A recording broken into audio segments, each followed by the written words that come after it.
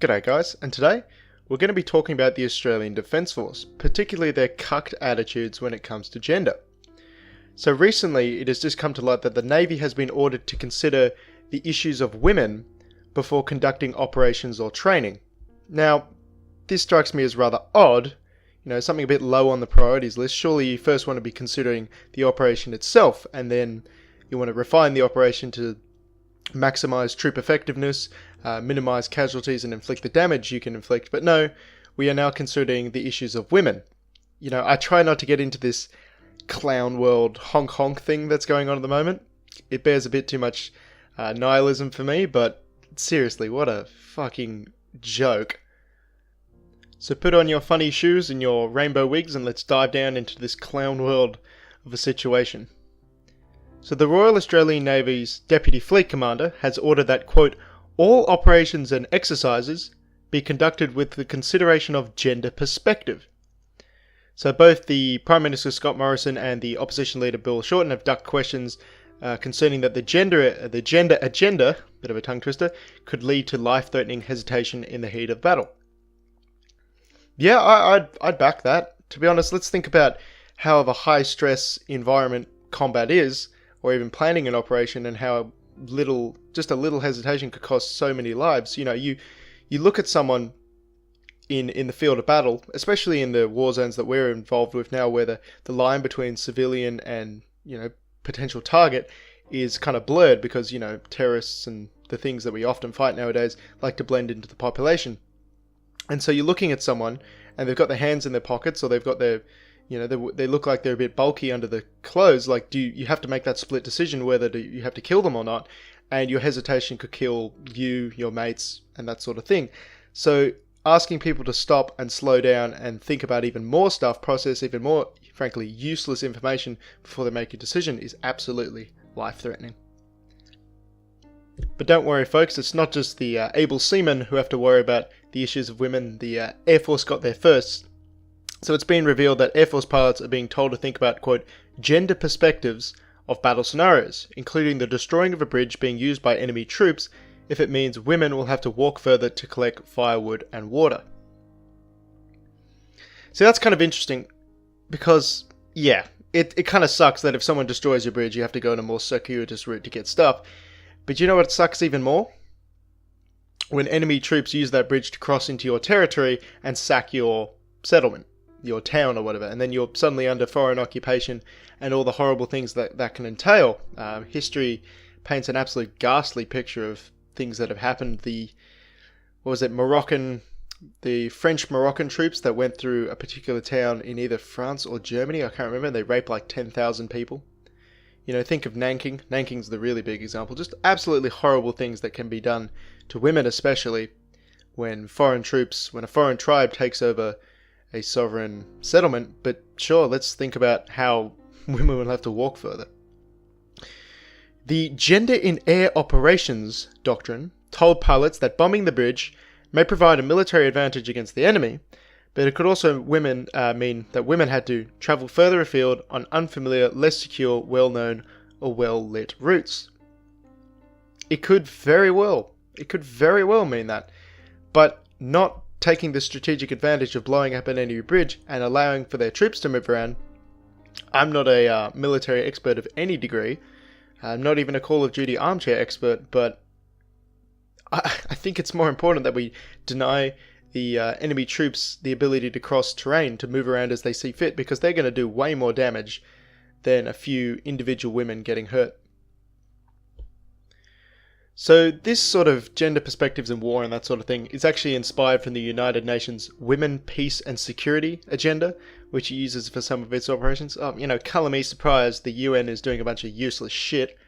No surprises there. It's so fucked up, These people are unelected and they have so much power over the rest of the world. It's really a post-national authority in all but name. And of course this has received criticism from former veterans who warn it could lead to a fatal hesitation, as I've mentioned. Royal Australian Navy Commodore Robert Plath wrote in the Fleet's General Orders that, quote, gender considerations and analyses must be actively considered and conducted throughout the planning, execution and reporting on all exercises and operations. It's fucking madness. Don't give soldiers who are being shot at, bombed, potentially killed in all sorts of horrible ways more to think about. I think they've got enough on their plate. And this is, all a bunch of happy word salad. What does it actually mean? What does it mean to actively consider, analyze, and conduct gender considerations in regards to planning, execution, and reporting? Is that like when you're planning an operation at your base or whatever, and you're planning out how to move in and destroy a bridge, for example, and some woman puts her hands up and say, "Oh, sorry, I think we could use, this particular bomb or something." You go, "No, shut the fuck up. You're a woman. We're not going to listen to you." If she says something like absolutely retarded, like, "Oh, let's go in there and beat it with sticks or something," or "Let's throw down our guns and hug the enemy troopers," do you have to consider her perspective regardless of how stupid it is? What about execution? Do you have to, consider women's feelings or their physical ability, something I'll get into later, when conducting an operation? And what about reporting? What the hell does that even mean? When you're reporting on an operation, "Oh, we went to this bridge and we destroyed it really well," do you have to consider the feelings of someone on the other end of the radio in case they're a woman? What does this all mean? I don't know what this means. So former Army officer Bernard Gaynor questioned what that order actually meant. Oh, me too. "The brave men of the Royal Australian Navy should not be forced to deal with this rubbish. They just want to do their jobs and do them well." That's pretty funny, he said men. That's going to piss a few people off. Yeah, I totally agree with that. If I was a soldier, I wouldn't want anyone interfering with my MO absolutely more than strictly necessary. You want to interrupt what I'm doing to talk about ammo or, troop movements or how we're going to get you guys in and out. That's necessary information. But considering what happens to women, in particular, it makes no mention of men, of course, because no one gives a shit about men when it comes to things like this. Yeah, I absolutely just want to focus on the job, but people insist on throwing in all this unnecessary bullshit just to look very woke and progressive. It sucks, and it could be potentially life-threatening. So the Australian Defence Force now has 10 full-time gender advisors and 135 Defence Force personnel who have taken the week-long course on how to become a gender advisor. That's where your tax dollars are going to, folks. Every week when I get my paycheck and there's a little bit sliced off, it's to employ 10 full-time gender advisors. What do these people do? Are they a bunch of useless government workers? I don't know. I think we all know they are. The Australian Defence Force's relentless gender agenda is also being pursued through a hiring policy that has put minimum quotas on the number of females it wants for certain roles.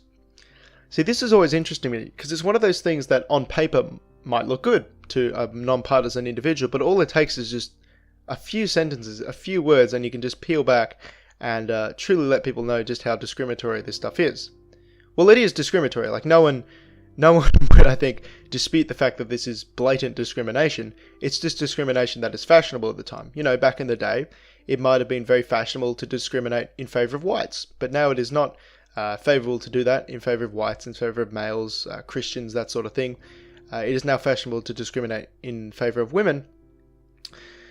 And as many people have said, and I'll say again, when you are putting quotas in place, you're not meritocratic. You're not hiring the best person for the job. And if I'm sitting there in some trench with people shooting at me, I absolutely want the best person for the job on my six, so to speak. So some of the positions that require minimum quotas of females include 20 of 462 rifleman positions and 11 of 130 combat engineer positions. Now that stuff isn't small fry. We're not talking army cooks, truck drivers, that sort of thing. We're talking about people who have to go into incredibly hostile situations, and we're not putting the best people for the job in those situations. We really need to understand here that an army, a battalion, a regiment, even down to the individual squad and the fire teams, they're all teams, right? We all work together to achieve the goals of whatever it is, shooting people, blowing stuff up, that sort of thing. And if you fuck up, it's not just on you. This isn't a solo gig, it's not Rambo or whatever. So if you fuck up, you could potentially kill your entire fire team, your entire squad, you can endanger your entire platoon. But sure, let's just put people who are not the best people for the job in these highly dangerous positions. I mean, seriously, don't combat engineers do explosive ordnance disposal? Like, if you're some not quality female who's been put into this job because of government quotas, and you're not on the ball, you're not the best person for the job, and you're walking around and you don't notice the EOD wire, well, you've just fucked up and you could have killed like a dozen people. You could have killed your entire squad just because the government wants to look progressive. So figures released to Senate estimates show that although there are fewer females in the army, they are more likely to be deemed suitable for promotion over their male colleagues. I haven't looked into this myself, but it could be a sort of, what would you say, a preventative measure to the idea that the fact that men get promoted more than women. So they're just trying to, shuffle the cards, balance the decks and that sort of thing. And it's also pretty ridiculous. You'd expect if there was less of a group within any company at all, regardless, you'd expect that there would be less promotions for that group because there's just less of them. Like, the amount of people that get hired there and then the amount of people within that group who are capable of being given a promotion, increased responsibility, who are capable of taking on that role is smaller. So you'd think there'd be less promotions, but there seems to be an outlier here. Perhaps all the women in the army are absolutely fantastic. Certainly possible. But when you also have quotas in this place where we're allowing unsuitable women, not the best possible people for the jobs, into these positions, I would predict that these promotions are not based on merit, which is again horrible, because we're not only going to have some combat engineer or some rifleman who makes a bad call on the front line and gets 2, 3, 4, 12 people killed. We're going to have someone up at the planning level, the officer level, who's planning operations. They're not the best person for the job, and they could fuck up and get a whole bloody platoon or company killed in some capacity. It's chilling to think about.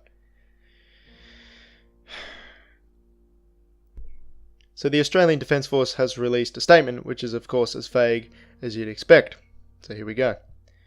By exploring and thinking through a range of perspectives and circumstances, Defence is better able to understand the operating environment and the means to optimise outcomes and minimise risks to non-combatants.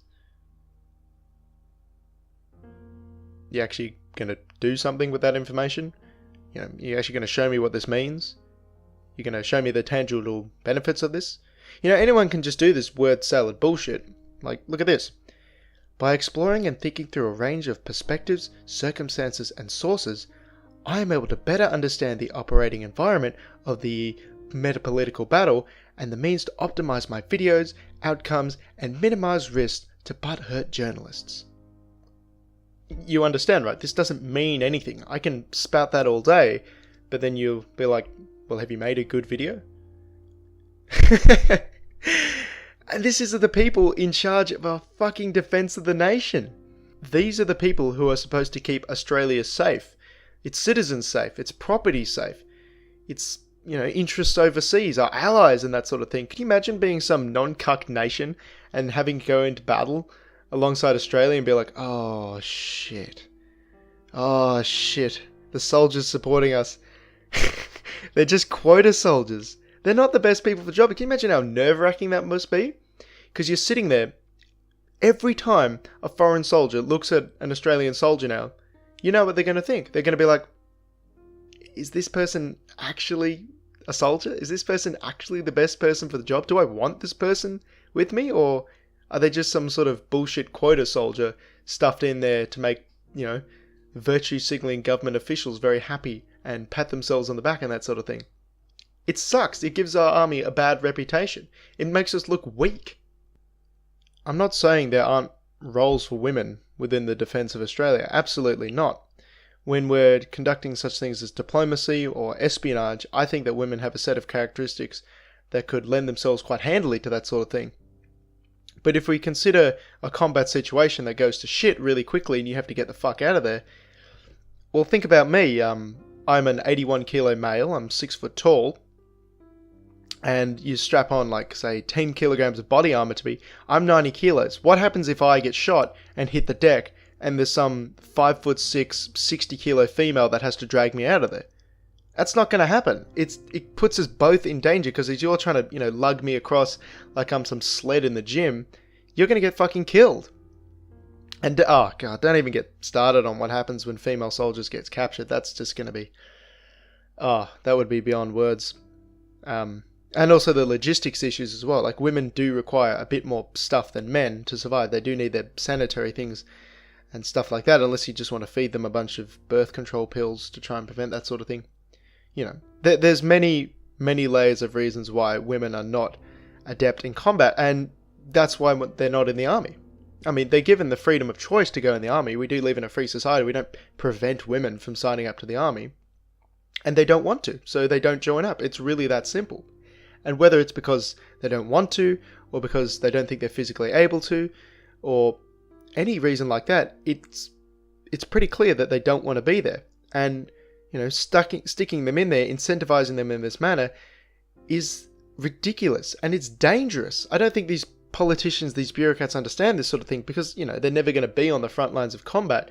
It's going to be some guy who just wants to, you know, or girl even, anyone really, you know, a lot of people are endangered by this decision. It's going to be sort of virtuous, honourable people who just want to stand up and defend the nation that are going to get hurt by this.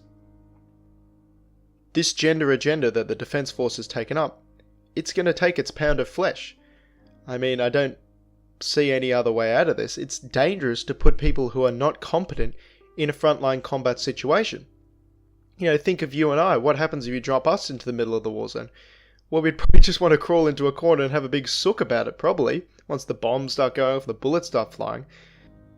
So yes, I utterly condemn what the Australian Defence Force is doing. It's reprehensible and ultimately dangerous. And what's going to happen is, if Australia continues to be in combat zones like Syria, Afghanistan, the Middle East in general, or any other peacekeeping operation, next time an Australian soldier is killed, or a group of Australian soldiers killed, we're going to have to ask, and we're going to have to investigate, were any of these soldiers quota soldiers?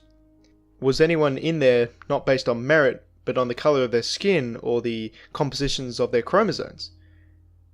And again, this isn't just going to affect individual people like, oh, I fuck up and I die. You know, that sucks, that's war. It's going to be, oh, I fucked up, I didn't notice the IED, and my whole fucking squad got blown to shit. So, absolutely reprehensible. The Defence Force should immediately overturn this decision. Thanks all for sticking around, and have a good one.